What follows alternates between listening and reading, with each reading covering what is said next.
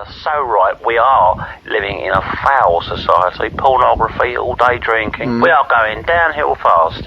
You know, if the Spice Girls, or Girls Aloud, or any of these other bloody girl bands, if they'd been forced to wear burqas in their videos, everyone would have judged them on their singing and not the way they look, and we wouldn't have had the bloody Spice Girls. I will say one thing about the Arabs as well. They also invented hummus. Okay, Joshua, you're down the line. Hello. Hello. I'm telephoning because I believe that you are asking the question why there is a decline in the attendance of the Anglican Church. That's correct. I believe that it is because of the spread of homosex. I know this is a controversial opinion. Yes, it is. But I believe that there are so many homosex going on in the church, in particular in relation to the priests at the moment. In fact, they're encouraging priests to be gay. In fact, they are saying to them that unless you are gay, you cannot even be a priest these days. But women are even being allowed to be priests now, so that a man cannot... Women have been priests for a long time. I'm not being disrespectful to ladies, but that is yes, what's you are. going... And to homosexuals. So how can a man possibly be expected to... Who else do you want to upset? I'm sorry? Who else do you want to upset? I'm not upsetting anybody. I'm just speaking the word of the Lord. You're just saying Listen to me. that no one's going to church anymore because it's full of homosexuals and gay priests and women. I believe that there's too much homosex spreading out the land. Okay. Now, for example, William Shakespeare, he wrote a play called Romeo and Juliet, right? That's right. He did not write a play called Jack and Johnny. He did not write a play called Anthony and Andrew. He did not write a play called Richard and Jonathan, did he? Just because William Shakespeare didn't write books about homosexuals doesn't mean... Listen to me, my friend. Do you think that the Lord will rejoice in buggery? Do you think that the Lord will rejoice in I don't know what he likes. The Lord is stipulated in the great book. Congress between one man and to another is a sin. But things have changed since then. You're talking about a book that was written 2,000 years ago. You see, I do not want to be rude to you, but you sound like you have been taken over by this cancer yourself, right? What? The fact of the matter is, Judgment Day will come. Oh, and you this are is encouraging, madness. Listen to me, please. You are encouraging ravishment and lewd, salacious groping and violation. You are encouraging this. You are celebrating it. You are rejoicing. Celebrating what? What? Not accepting people? As a Christian, surely you should be accepting everyone and every person into the church. Doesn't God want to accept everyone? Does he say, I'm not going to let Elton John into my church? Of course the Lord did not say that. The Lord is not aware of individual in the rock business. He's not looking into all of that. It seems to me you are quoting the book, but you have not looked into the chapter of the book, my friend, which said that fire and brimstone will be brought down, and the wrath of the Lord will be brought down to bear upon the sinners and the bad man who transgress against his word. They will be cast into eternal damnation and pain, because on Judgment Day, believe me, the Lord will hawk them when they come to account. He will hawk them of their congress one man unto another, and the Lord will say, you seek to enter here, but you know the sodomy you have committed against me? Oh yes, go to the other place, where you will burn in eternal damnation for the sins of buggery and bottom business. Thank you very much. You're frightening me now. That's the thing about Christianity. People are very passionate about it. So keep those calls coming in, and it'll be great to hear from some other religions. All black. I didn't see anything. Okay. I should be filming the interior of your car. So I have now arrived now inside a car. It's now here.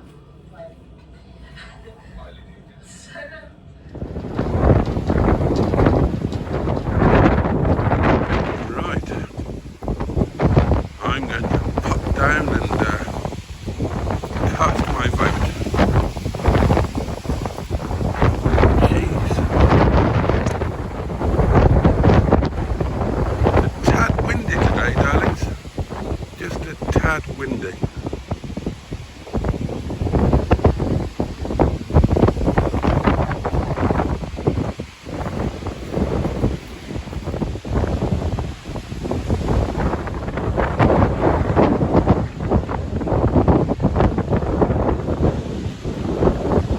Okay, all done.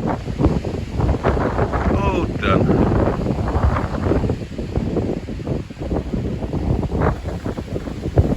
That's a bit spiffy, isn't it?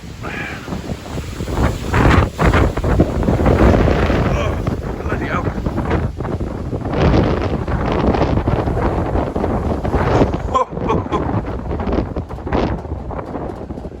God above.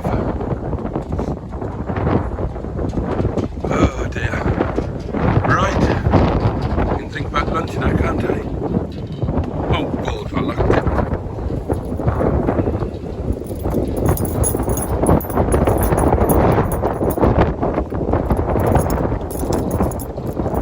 There we go. Oh, gosh. Riding over the Herbert Mountains between us. Okay, darlings, time to go to work. And to be honest, for the rest of the evening, I'm just going to be glued to Radio 4 whenever I'm in the car. This is quite an exciting day and night to live through. It's going to be quite a historical day, I think. Oh, the only thing I will say before we set off is the extra video, the mushroom chopping video, just for posterity.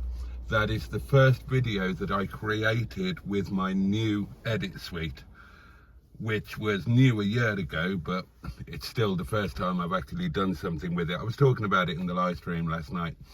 I know it's not terribly good, but I'm quite proud that I managed to get a video kind of done, kind of edited and out. So it'll be a learning curve, but it's clearly a very good bit of kit, and I'm looking forward to learning how to use it to its best advantage. Right, let's crack on, and as I say, it's going to be pretty much the radio from now on, because I kind of like to put it on record.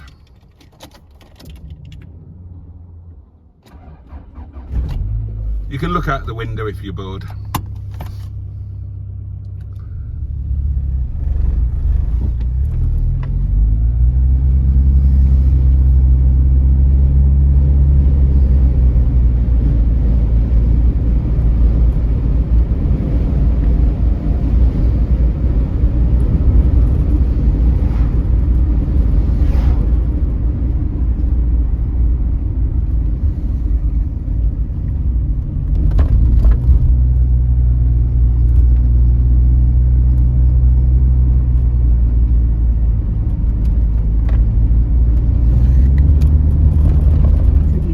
To dismantle the group's military and governing capabilities. Greetings, Honourable Bridge. The army has been targeting Gaza's police forces. Now, other matches have struggled a little bit this afternoon in the blustery winds, but so far these two, well, they look to be at their best.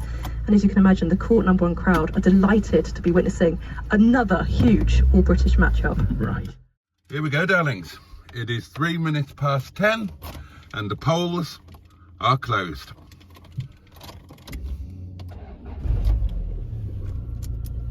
It's all over, bar the counting. No, Henry Zephyr, chief political correspondent, is here, so we've heard the headline, but how many other different stories are going on beneath that? Not just an earthquake, and it is undoubtedly that, but a series of earthquakes. The Liberal Democrats, if this exit poll is correct, just one below the peak number of seats they've ever had way back in 2005. The coalition effect on the Liberal Democrats, perhaps over finally for them. The SNP, who once swept almost all of Scotland in very recent memory, perhaps dwindling to just 10. And Reform, a party to the right of the Conservative Party, potentially establishing a secure base in Parliament for the first time. That could be huge.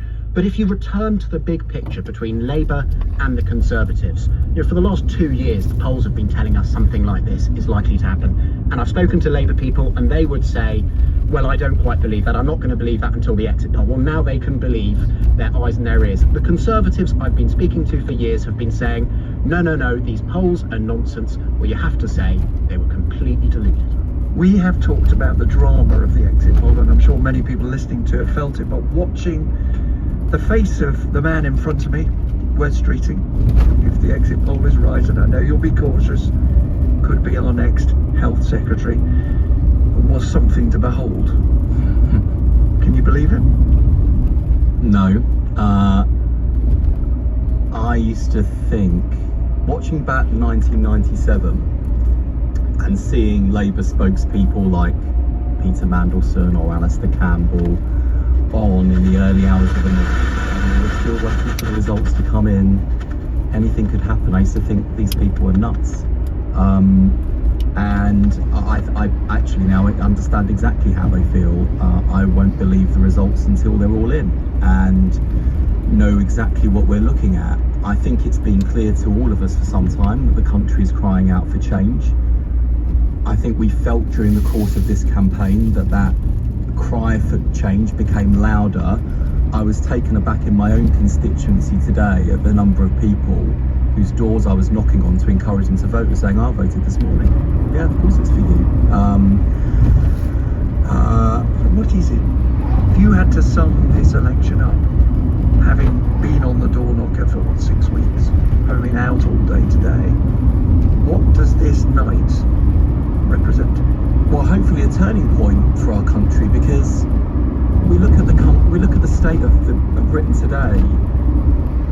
Its economy is broken, its public services are broken, and trust in politics is broken. And that's why throughout the run-up to this election and during the election itself, Labour has been so cautious with the promises we've made, not just because the public finances are a mess. I know we had some criticism for caution, but also because we've just been so acutely aware that if there's one thing in even shorter supply in our country at the moment than money, it's trust. And if these exit polls are right, and if Keir Starmer is walking into Downing Street tomorrow as our Prime Minister, only the fourth Labour leader in history to have led us from opposition to majority Labour government, and the first opposition leader to do so in 27 years from the Labour Party, we will do exactly what we said we would, which is keep our promises, rebuild our economy, rebuild our public services, and rebuild trust in politics. It was an emotional moment between you and Stuart Wood there. You gave each other a little hug. I could see that. But let's find out what this is like for Mel Stride, Conservative candidate for Central Devon, Work and Pensions Secretary for the last 20 months, working closely, of course, with the Prime Minister Rishi Sunak. Mel Stride, Wes Streeting is saying he can't quite believe it yet, but do you believe it? Are you getting to grips with these numbers? Oh, I think they will be there or thereabouts. That is the history of these particular exit polls. It might move around a little bit, but I think we know the basic thrust of the result. And of course, this is a very difficult moment for the Conservative Party, and I am obviously very sorry that a number of my colleagues who have been sitting as members of Parliament previously have fought very hard for their constituents, have worked very hard in government, and I think when the history is written of this, we will recognise the many achievements that this government has had. I'm very sorry that they're not going to be going back to Parliament, so a very, very difficult moment. How comfortable are you feeling in your own seat, may I ask? Well, I've never ever at any election taken Central Devon for granted, even when we were doing extremely well in the polls and everybody said, well, of course you're going to win. I always fought it to the last vote, and that's exactly what I've done this time. But we'll have to wait and see. I'll know at about 3 o'clock this morning, I think. Well, we'll hopefully be there for that story as well as we try and get round as much of the country as we can over the next 6 or 7 hours. You've been saying over the last couple of days in many different broadcast interviews that voters had to get out and stop what you were describing as a Labour supermajority. Do you think that strategy has had any success at all? I think it's too early to tell, although I do think it's interesting that the final YouGov MRP poll actually had Labour doing a bit better than this. Of course, we don't know what this is because we haven't got the final result. And it might be that at the end there was a narrowing, and that narrowing may have been driven by people, I think, quite rightly concerned that any government with a huge majority is effectively held to account. But as I say, look, there's no getting away from the result here, whether it narrowed a bit at the end or not. It appears to be a very emphatic win for the Labour Party, and now a great deal of work that the Conservative Party will need to undertake in order to come back in the future, as I'm very confident it will, as the natural party of government, with a lot of work to be done. Mel Stride, stay with us, if you would, a moment, at Wes Streeting as well. You will both know that perhaps even more tension than the tension you've been feeling is at the headquarters of the parties and also the homes of leaders who are waiting to see how they individually have done and what it means for their future. Keir Starmer will be at his count at Holborn and St Pancras later.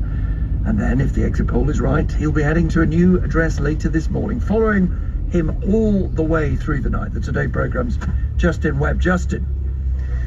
Well, Nick, I have to say the mood at the moment is super cautious, if I can put it like that. So we are in a location in central London where Keir Starmer is expected to come later in the night if things go well for him. Members of the Shadow Cabinet also expected here. But at the moment, no one here. The hubbub you might be able to hear behind me is all journalists. Labour Party people are watching this on their own. There was no kind of hollering and whooping party atmosphere to be had. They are really, really damping down on all of that malarkey, as Joe Biden might have put it, until at least later in the night. And I think actually, I mean, there is a real sense here that they expected pretty much what the exit poll suggests will happen, but they are absolutely disciplined against celebrating it until much later in the night. Justin, thank you very much. So Justin is there following Keir Starmer's counts over at Rishi Sunak's count. If the exit poll is to be believed, he is in his final few hours as Prime Minister, and he will, I'm sure, be currently in his home in Richmond in North Yorkshire, possibly listening to us, possibly watching the telly, but Martha Carney will be on his tail. Martha. Hi Rachel, yes, you're absolutely right. Rishi Sunak is in his home in the constituency, and maybe it's some consolation for him seeing that he's in his pretty village where he lives in the middle of the countryside. Although we were there earlier today, you might enjoy the immediate view as his neighbour's house is festooned with Liberal Democrat posters. We saw him voting earlier in the day with his wife, who I'm sure will be providing some comfort to him after that exit poll at Shatter Mercy. And we know what it's like for leaders on days like this, particularly if they think they're on the losing side, a mixture of exhaustion and adrenaline, some guilt too about the feelings towards candidates, people they know very well who could be possibly losing their seats. And a lot for him to reflect on, I suppose, what could have gone better in the campaign, the mistakes that we know about that he had to apologise for, like leaving the D-Day commemorations early. Martha, thank you so much. We'll be popping back to Martha then throughout the night. Some early reaction, because we're already getting so many texts into us on 85058. So some idea of what the conversations are in your homes tonight. This one here, it means a fresh start for the country, so possibly for me and my family, but question marks remain about how effective this change will be. Time will show. Robin Wiltshire says incredible result for Reform if they get 13 seats. In 5 years' time, they could be the main opposition. Another one here, fireworks going off across Waltham Forest. I burst into tears listening to the exit poll. Chris in Oxford, God help us if Labour gets in, voters don't realise what happens next. And this one finally, reaction, no great surprise yet. England against Switzerland might be more surprising. It's interesting when people say no surprise, Phil Kelly, isn't it? Because I have only seen 3 of these moments in my lifetime. 1979, 1997, 2010. Those are the 3 occasions in 50 years in which there has been a transfer of one party to another. So the difficulty is, because we've seen all these polls, there have been so many of them. It's like, well, yes, of course. It just isn't a yes, of course moment. Well, no, it's not, and I'd go further. If you go back to the post to 1945, there is only one occasion on which you have seen a transfer of power from a party with a majority to another party with a majority. That was 1970. Not necessarily a good omen for the Labour Party, that, but never mind. Take what it is. So this is actually not one of those things. This is quite extraordinary, and the scale of Labour's win, whilst it may be smaller than some of the more crazy polls were predicting, is quite astonishing. And it would be quite astonishing even if it wasn't for the fact that they came back from 2019. You take all of that together, and this is a remarkable election if it turns out to be what the exit poll is showing. And I'll just, before I know you want to bring Wes in, this exit poll has Tories to lose 241 seats. You go down and you find their 241st seat. It's Aldershot. It's a party they've held since a seat they've held since 1918. That is the scale of what this indicates. Yeah, just to remind people, if they're tuning in for the first time, the projection is for the Tories to lose 241 seats, going down to 131, the lowest they've had ever. 1906, yes, 156. Fewer than 1906, exactly. And the Labour Party on 410, just below Tony Blair's margin. It was 418 then, and those numbers could change. Wes Streeter, were you one of those people 5 years ago? Because there were plenty of people in this studio and all over Westminster saying, Labour can't come back from its worst defeat since 1935. Not in one go, of course it can eventually, but not in one go. Were you amongst those people saying, can we done? 100%. We had a near-death experience in 2019, our worst defeat since 1935. And the reason why people said this was impossible was because to get a majority of one, we needed a Blair-size swing.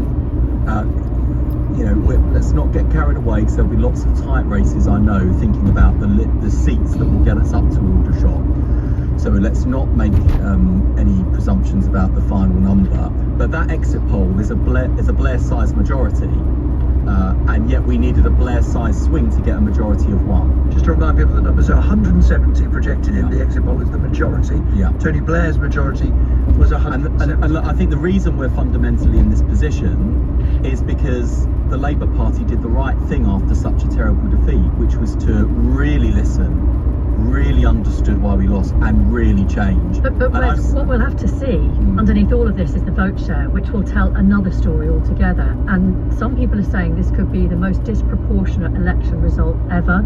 You could be looking at a vote share of less than 40%. That means it's a fairly fragile mandate that you have, potentially. Well, let's wait and see, but I'm frankly glad to have seen the back of the Labour Party that was delighted to stack up some votes in rock-solid safe seats and then present defeat as some sort of victory, as if, in 2017 Jeremy Corbyn was just extremely generous in giving Theresa May the keys to number 10 because he's such a campaigner against forced homelessness and forced eviction. So I'm just glad we've seen the back of that. And the one thing I will say, it's at this stage of the night, because I'm pretty sure, knowing how this country works and how the narrative moves on, people start talking about the challenges next, and so we should. But we would not be in this position without the leadership that Keir Starmer has shown since 2019. He has stuck with it, he has stayed the course, he has shown more steel, more courage, more ruthlessness and determination than he's ever given credit for. He is not a big showman, he is a man of substance, which is why I think he will be a great Prime Minister and why I've been proud to work for him since 2019. Mel Stride, you came into Parliament, in 2010, I think, didn't you? You've not sat with a vast majority of this size in the way that people who were on the Labour benches and served when Margaret Thatcher got her huge majorities did, or indeed Conservatives during the Blair success years. What is your sense of what that will mean for you, for your party, for you if you are elected tonight, and for your party?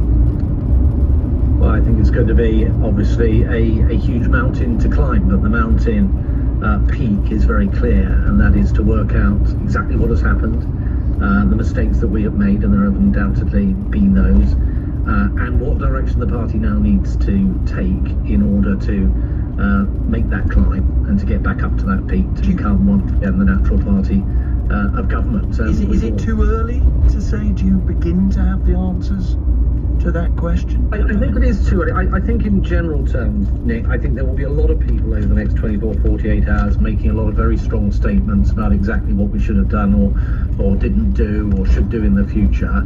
I'm very clear in my mind that this is a longer term process. I think it is a process rather than a moment in time in terms of getting the party back into a competitive position. I think we need to unite. We need to do something different, actually, difficult, which is that we need to unite on the one hand, but equally we've got to have that examination of what has happened here, but in a positive spirit, rather than it being characterised by rancour. And I don't think there is, for example, any easily attainable ideological magical square that we can suddenly jump to and everything will be right. Well, I think there will be a lot of people in your party potentially looking at that reform vote as well and wondering what that means for the future direction of your party. I just wonder if I could ask you this, because I realise it's very, very early in the evening, but do you have a preference for a process by which there is a sort of period of calm reflection review before any potential new leadership contest happens, if we assume that Rishi Sunak won't stay on as leader? No, I think the most important thing is that we have the time to do it. I mean, that process can take many forms, and I think the really good news for the Conservative Party is there's a great depth, a reservoir of talent and ideas and clever people, and people that are in touch with their electorate and so on, who can help in that process. I just don't think it should be rushed, because I think this is a something very fundamental that's happened here, and there is no quick fix. We have to think about this in a very mature and measured way in order to get it right. Just briefly, Henry. Well, it's fascinating hearing Mel Stride there say that the Conservative Party needs to unite as it works out what to do. This is a result which is almost tailor-made to ensure disunity in the Conservative Party as they decide what to do. Where have loads of those Lib Dem gains, if this exit poll is correct, come from? The Conservatives. So some Conservatives will say they need to be more pro-Europe, they need to be less into cultural conflict and things like that. On the other hand, many of those reform gains, if the exit poll is correct, will have come from Conservatives who will want a completely different arc of direction. And I've already been having some early exchanges with disconsolate, and I think that does it a disservice, Conservatives. Some of them telling me the party needs to return to being the party of David Cameron. Some of them telling me the Conservative Party needs to become more like Reform. That is a debate that's now going to play out, and it's going to play out without some of the people who wanted to be part of that debate, because if this exit poll is right, bye-bye Penny Mordaunt, bye-bye Grant Shapps, and countless others. Well, there is an interesting point, not just, as it were, for who might be the next Conservative leader, but Phil Cowley, if the poll is right, the exit poll about the Liberal Democrats, quite a lot of big names, Conservatives in the South England, not least the Chancellor of the Exchequer, are going to lose their seat. Oh yes, I mean I've started to go through them. The Lib Dems alone, I think, take out 3 cabinet members, and then Labour take out a few more as well. So that the shape of the Conservative Parliamentary Party is going to look incredibly different. And again, I think you have to be careful with individual seats. I mean, Penny Mordaunt, for example, in Portsmouth North, that's 238th on the Conservative defence list. Conservatives we're predicting to lose 241. It's perfectly possible that someone at 238 hangs on, but someone at 246 goes. So, I mean, we will see. But the broad picture is absolutely true. There are going to be some really big names going. At which point Henry is waving because he. Well, we've had Keir Starmer's first response to this exit poll which says that tomorrow he will go to see the King at Buckingham Palace and become Prime Minister. He says, to everyone who has campaigned for Labour in this election, to everyone who voted for us and put their trust in our changed Labour Party, thank you. West Streeting, if this poll turns out to be accurate, if you regain your seat, if you are then Health Secretary tomorrow, you've got a heck of a job ahead of you, haven't you? You've got doctor strikes to resolve, you've got an NHS that needs some serious attention. Are you in any way daunted by that task? I'm daunted, yes. Prepared, definitely. I've been working really closely with former Labour Health Secretaries, with people who are actively engaged across the system in health and social care to make sure that we're better prepared now than we were in 1997. How quickly can you resolve that doctor strike, for example?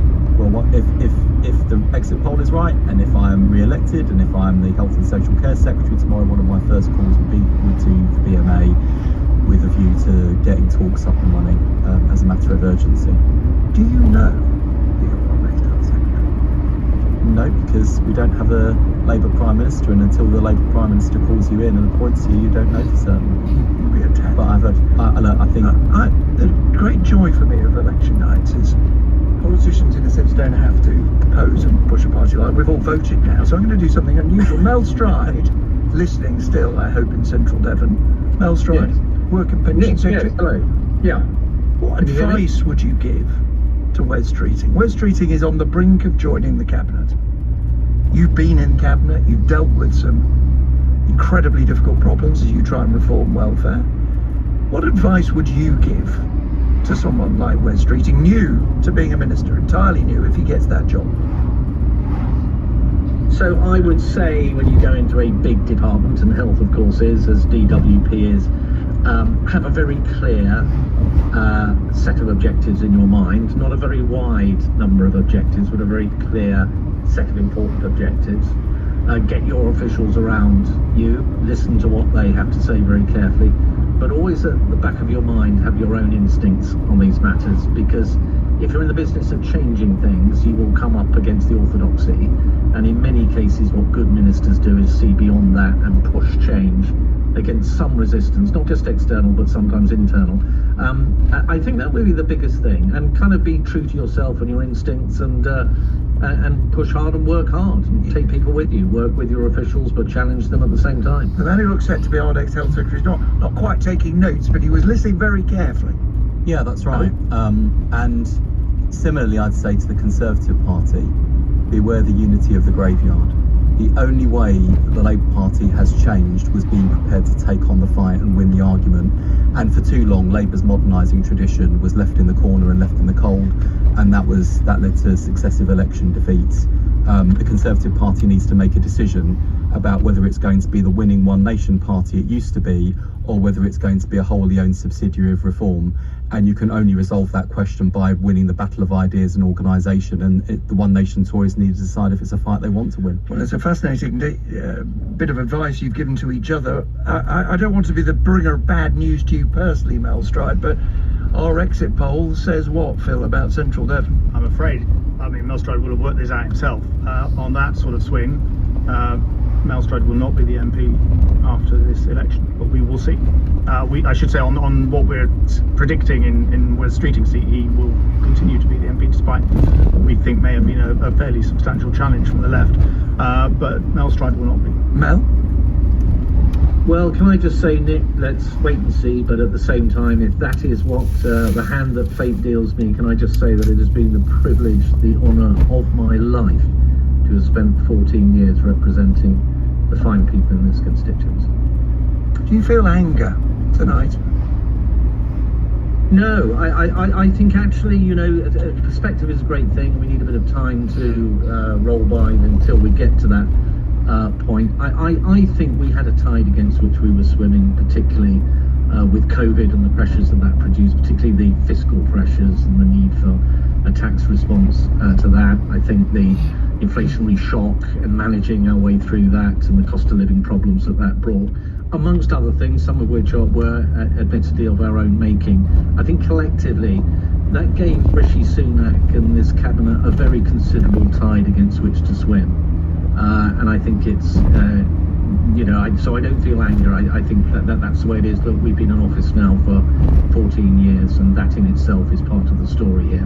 But now, John Major said, to regroup, as you may know, sorry to interrupt, thinking and draw on all the talents that we still have, and to come up with that formulation, that direction for our party that can see us back in a competitive position in the future. And the one thing we've learned from this election, I think, is that the electorate is very volatile. There are no rules in politics. There is nothing that says that my party cannot come back within a single term, for example. Mel Stride, we have to say goodbye to West Streeting. Thank you for your time this evening. There will be a series of politicians from a range of political parties coming in and out of the studio here this evening.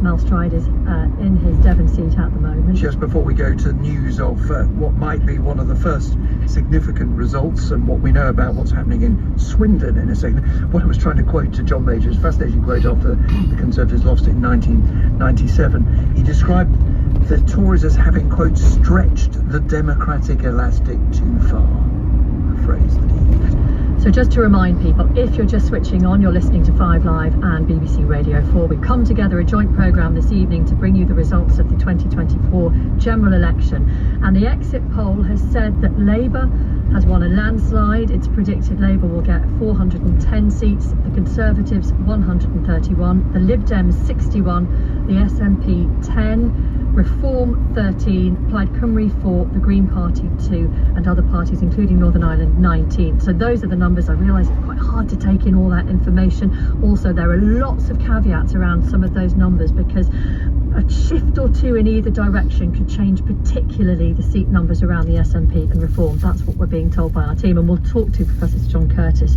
as well, who, along with the rest of his team, has come up with that exit poll in a couple of minutes' time.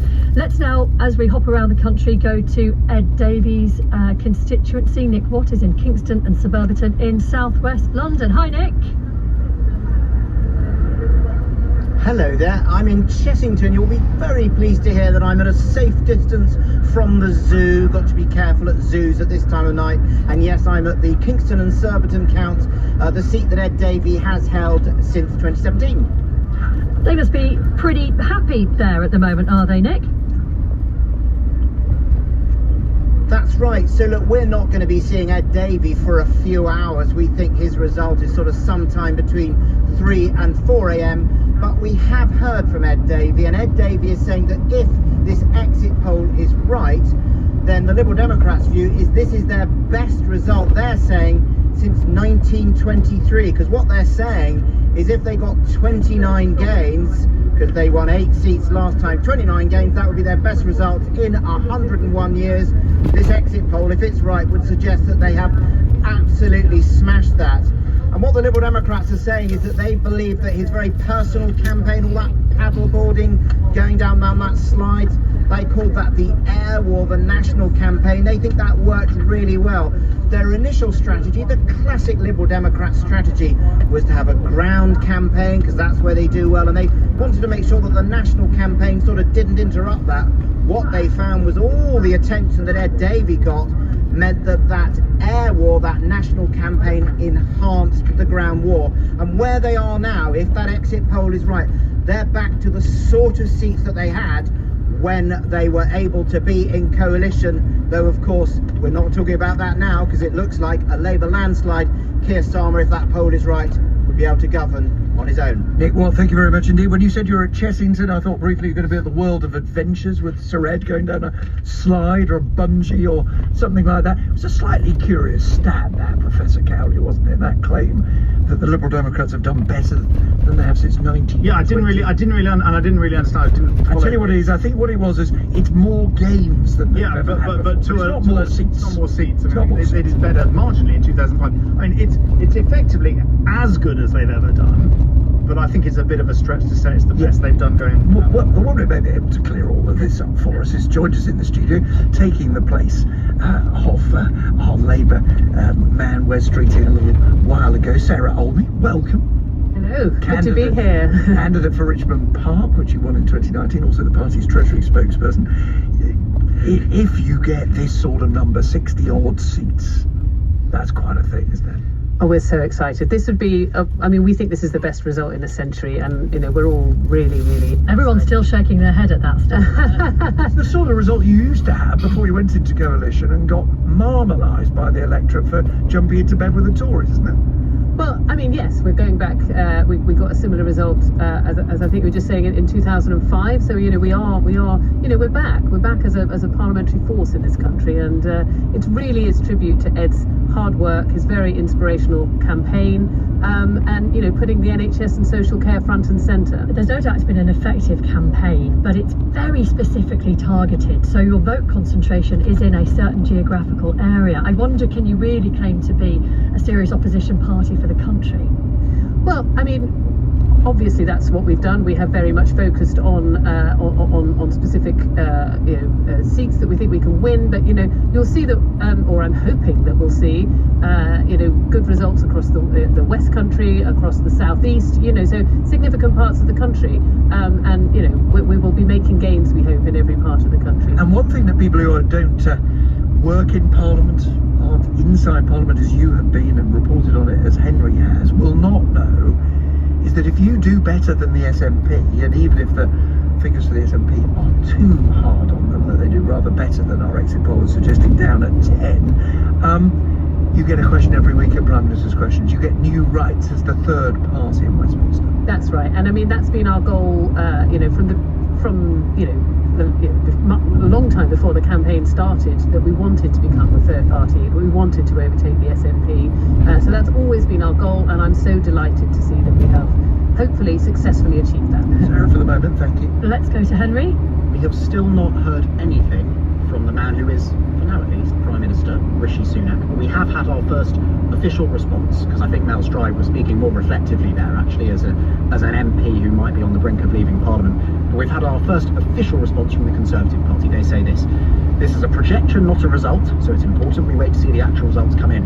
But if these results are correct, it is clear that Starmer and Angela Rayner will be in Downing Street tomorrow.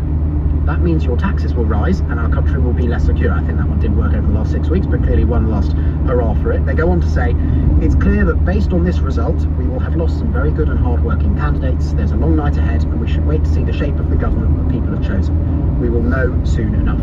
Now look, I don't think Conservative headquarters would have been shocked by this result, But 6 weeks ago, when Rishi Sunak walked out into the Downing Street Down, do not underestimate the extent to which his people, his very tight-knit inner circle, believed in him. They thought that if the public saw Rishi Sunak, they would see what they see in him. They were wrong. They didn't.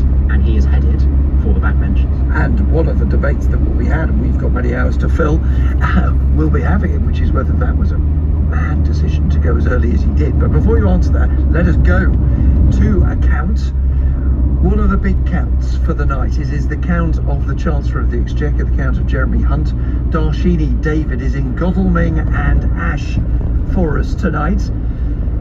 It's going to be quite a moment when that result comes in, isn't it, Darshini?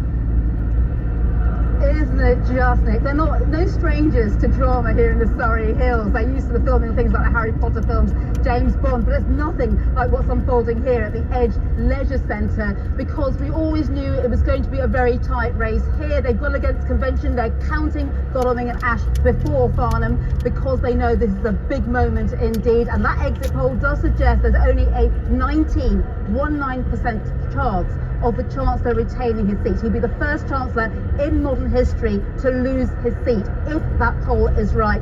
Safe to say there are some pretty shocked faces amongst his camp here at the Leisure Centre, but it's not a done deal, of course. There's a lot of factors here to consider. We're told it's been an election campaign about the economy. Recession's in the rearview mirror. We're back down to target for inflation. But when those figures came out about inflation, where was the Chancellor? He was here, pounding the pavements, because he thinks the gamble is whether or not he could up his personal vote. He is a local boy. He's been campaigning on issues such as the NHS and sewage, which matter to people here, but so too has his Lib Dem rival, Paul Follows, a councillor here, very well-known local figure. And at the same time, this is a constituency that has changed. It's a new one. The boundary changes do favour the Conservatives. And also, we've got more parties standing for election this time round. And what we're hearing from the Lib Dems is that sometimes persuading people on the doorstep to do tactical voting is rather challenging. So lots of question marks, but the way the polls are looking tonight, it looks like we could be seeing a huge dramatic moment here. 35 cabinet ministers so far since 1900 lost their seat. Could this be the next one? Join us at 3:30 a.m. Darshini, well, Julie, before then probably, I must say, as it happens, I know the seats local Liberal Democrats were thinking they'd won before anybody voted this morning, and people close to the Chancellor thought he... Okay, my lovelies, I really don't want to turn the radio off. Oh, it's going to be such an exciting night. And, yeah, those exit polls, pretty damning. We'll see what the morning brings. Thank you for your company as always. Take great care of yourselves. Much love from me. I'll see you next time. But you, and indeed, bosh.